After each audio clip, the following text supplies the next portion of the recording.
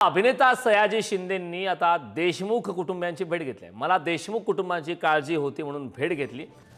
न्यायाच्या गोष्टी होत राहतील त्या पुढचा विचार करतोय असंही या दरम्यान त्यांनी म्हटलंय। सरपंचांना चांगुलपणा कसा टिकवायचा याचा विचार सुरू आहे। अभिनेते सयाजी शिंदेंची भेटीनंतर आता प्रतिक्रिया देण्यात आली।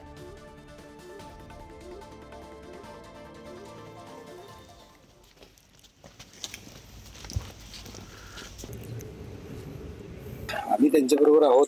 आपण नेहमीच चांगल्या माणसांबरोबर असलं पाहिजे आणि प्रत्यक्ष भेटून बोलायचं होतं त्याच्याशी, मुलाशी। त्यामुळे भेटलो, बोललो।